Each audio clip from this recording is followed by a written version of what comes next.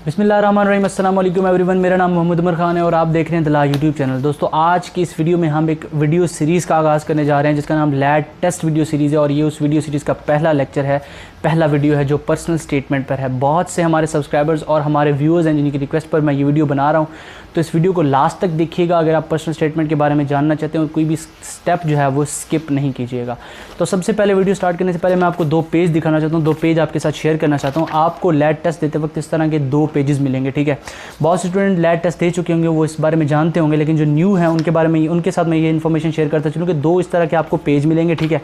अब आपने करना क्या है कि इसमें आपने 25 नंबर का पेपर लिखना होता है, 10 नंबर का पर्सनल स्टेटमेंट और 15 नंबर का एस्से। अब जो 15 नंबर का एस्से है उसके मार्क्स ज़ाहिर सी बात है ज़्यादा है, तो स्पेस भी आपको उसको ज़्यादा देनी है।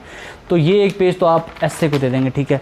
उसके बाद यहाँ से भी आप आधा या उससे थोड़ा सा कम पेज एस्से को देंगे, ठीक है। बाकी जो है आधे से ज़्यादा पेज और एक पूरा पेज आप पर्सनल स्टेटमेंट पर लगाएंगे। तो इसके बाद मैं पर्सनल स्टेटमेंट के स्टेप्स आपके साथ कुछ शेयर करूँगा जो मैंने यहाँ पर अपने साथ लिखे हुए हैं।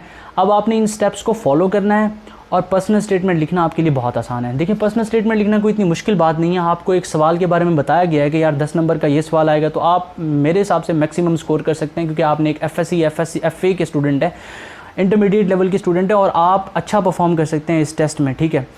तो पर्सनल स्टेटमेंट रट्टा लगाने की इसमें कोई ज़रूरत नहीं है। थोड़ा सा आपको कॉन्सेप्ट और कुछ स्टेप्स जो मैं आपके साथ शेयर कर रहा हूँ आप उनको देखें, उनको लिखें और उसके मुताबिक तैयार करें। तो सबसे पहला स्टेप जो पर्सनल स्टेटमेंट के अंदर है वो इंट्रोडक्शन है। इंट्रोडक्शन किसके बारे में लिखेंगे? इंट्रोडक्शन आप अपनी ज़ात के बारे में, अपने बारे में लिखेंगे। देखें, इंट्रोडक्शन के अंदर आपने सबसे पहले क्या लिखना है? आपने सबसे पहले अपना नाम लिखना है, उसके बाद आपने अपने फादर का नाम, उनकी ऑक्यूपेशन लिखनी है, ठीक है। आप अपने फैमिली बैकग्राउंड के बारे में यानी कि थोड़ा सा टच देंगे। उसके बाद आप अपने मैट्रिक के बारे में बताएंगे कि आपने कितने मार्क्स स्कोर किए हैं और उसके बाद आपने ये चीज़ शेयर करनी है उनसे कि मैंने फर्स्ट ईयर के पेपर दिए और मैं सेकंड ईयर के रिज़ल्ट का इंतज़ार कर रहा हूँ। या अगर आप सेकंड ईयर का रिज़ल्ट आपका आ चुका है, जो पहले एक साल पहले के स्टूडेंट है, तो वो अपने सेकंड ईयर के मार्क्स भी बता देंगे साथ, ठीक है। तो be honest while writing personal statement. कोई चीज़ उड़ाने की ज़रूरत नहीं है, छोड़ने की ज़रूरत नहीं, झूठ बोलने की ज़रूरत नहीं है, ठीक है। सच्चाई पर मबनी चीज़ लिखें। उसके बाद जो सेकेंड पैरा है उसमें आपने जो चीज़ लिखनी है वो पर्पज़ है। आपने पर्पज़ लिखना है ना, पर्पज़ आपने रिलेट करना है आपकी LLB की डिग्री से, लॉ की डिग्री से, कि आप लॉ की डिग्री लेने के बाद आगे आप ज़िंदगी में करना क्या चाहते हैं, ठीक है। आपका गोल क्या है? अब हर इंसान के पास ज़िंदगी में कोई ना कोई गोल होता है। आप कुछ करना चाहते होंगे, आगे बढ़ना चाहते होंगे, तो वो चीज़ आपने पर्सनल स्टेटमेंट के अंदर दूसरे स्टेप में लिख देनी है, मतलब कि दूसरे पैराग्राफ में लिख देनी है, ठीक है। मैं आपसे लास्ट में एक सैम्पल पेपर भी शेयर करूँगा और आपको ये भी एक टिप बताऊँगा कि आपने इसमें मैक्सिमम मार्क्स स्कोर किस तरह से करने हैं, ठीक है।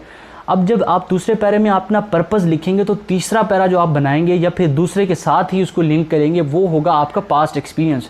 अब देखिए, past experience in the field of law, past experience इस तरह का हो जो आपको इस डिग्री की तरफ लेकर आया हो। कोई ऐसा एक ज़िंदगी का एक्सपीरियंस, मतलब कि आपने कहीं पर देखा कि एक वकील की फ़ीस अफोर्ड ना करने की वजह से गरीब को इंसाफ ना मिल सका, इस वजह से आप इंसान की फ़लाह के लिए काम करने के लिए आप लॉ की फील्ड में आए, तो ये आपका पास्ट एक्सपीरियंस जो आपने एक देखा था, इसके बाद आप लॉ की डिग्री की तरफ है, मतलब आपने एक वजह देनी है उनको, सही है। उसके बाद जो चौथा स्टेप होगा वो आपका है प्रोग्राम का, कि आप LLB के प्रोग्राम से ही क्यों लोगों की मदद करना चाहते हैं, इस प्रोग्राम की तरफ आने की वजह लिखें, ठीक है। तो उसके बाद जो पाँचवा स्टेप है वो बहुत ही इंटरेस्टिंग और बहुत ही आसान है और बहुत ही इंपॉर्टेंट पॉइंट है। देखें, पर्सनैलिटी के बारे में आप नंबर 5 पर लिखेंगे। अब पर्सनैलिटी के बारे में आपने लिखना क्या? आपकी पर्सनैलिटी के अंदर बहुत सी चीज़ें ऐसी यूनिक होंगी जो दूसरों के अंदर नहीं होंगी। अब वो चीज़ें आपने लिंक करनी है लॉ की डिग्री के साथ। कैसे लिंक करेंगे? मतलब आप एक हार्ड वर्कर हैं, आप एक बुक रीडर हैं, आप दिन में 2 से ढाई घंटे निसाब के अलावा किताबें पढ़ते हैं, ठीक है। तो आपकी हार्ड वर्किंग की स्किल की वजह से आपको लगता है कि आप इसके साथ आप मतलब कि लॉ की फील्ड के अंदर अच्छा परफॉर्म कर सकते हैं। मज़ीद आप ये भी कह सकते हैं कि आपकी कम्युनिकेशन स्किल्स अच्छी हैं, ठीक है। आप लोगों को बेटर डील कर सकते हैं, आप एक सोशल पर्सन है, ठीक है। आपकी हॉबीज़, आपकी कुछ स्किल्स, आपने अपनी पर्सनैलिटी की यूनिकनेस बतानी है आखिरी स्टेप पे और उसको रिलेट करना है लॉ की डिग्री के साथ। तो ये 5 स्टेप हैं, ठीक है। इनको फॉलो करना है एक अच्छी पर्सनल स्टेटमेंट लिखने के लिए। मैं आपके साथ दोबारा से शेयर कर देता हूँ आपको रिवाइज़ करवाने के लिए।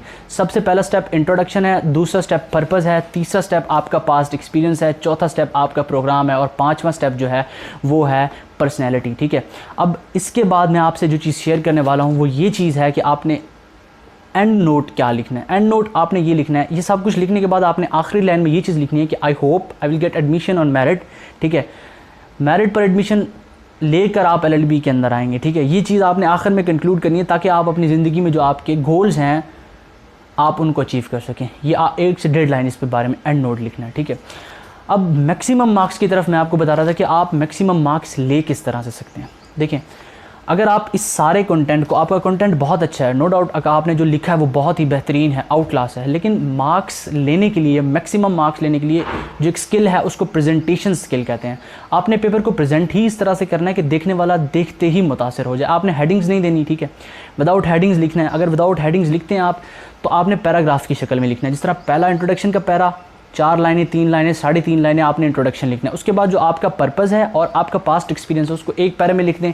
4 लाइनें, 4.5 लाइनें, 5 लाइनों का हो गया। उसके बाद जो आपका देखें, आपका गोल भी आप 3 लाइनों पर लिख सकते हैं। 3 लाइनें गोल की होगी, 4 लाइनें इंट्रोडक्शन की होगी, 7 से 8 लाइनें यहाँ पर हो जाती हैं। तो पर्सनल स्टेटमेंट लिखना मेरे हिसाब से आप जैसे स्टूडेंट के लेवल के लिए मुश्किल बात नहीं है। उसके बाद आपने जो चीज़ पैराग्राफ के बाद देखनी है वो मैं आपको लास्ट में दिखाऊंगा कि आपको एक सैम्पल पेपर दिखाऊंगा, आपने उसको रिलेट करना है इन 4 स्टेप्स के साथ, ठीक है। तो इसको प्रिपेयर करें, प्रैक्टिस करें, बार बार जो ग्रामेटिकल मिस्टेक्स आती हैं, स्पेलिंग मिस्टेक्स आती हैं, आप उनको दूर करें और एक अच्छी सी पर्सनल स्टेटमेंट तैयार करें। आप जितना ज़्यादा प्रैक्टिस करेंगे आप उतना ज़्यादा परफेक्ट होते जाएंगे, ठीक है। Practice makes a man perfect. तो आपने प्रैक्टिस करनी है, हार्ड वर्क करना है और आपने जहन में ये चीज़ लिखनी है कि पर्सनल स्टेटमेंट मुश्किल नहीं है। आप ये वीडियो अपने दोस्तों के साथ शेयर करें जो लैट का टेस्ट देना चाह रहे हैं, ठीक है, ताकि उनका भी फ़ायदा हो सके, क्योंकि हमारे चैनल का पर्पज़ ही है स्पोर्ट्स स्टूडेंट, ठीक है। तो मैं उम्मीद करता हूँ ये वीडियो हमारी आपको पसंद आई होगी। अगली वीडियो जो है वो मैं एस्से के बारे में बताऊँगा कि एस्से जो है 200 वर्ड्स का जो एस्से है वो किस तरह से लिखना है, ठीक है। तो मैं उम्मीद करता हूँ ये वीडियो आपको पसंद आई होगी। आप हमारे चैनल को ज़रूर सब्सक्राइब करेंगे। वीडियो देखने का बहुत शुक्रिया। अपना ख्याल रखिएगा। अल्लाह हाफ़िज़।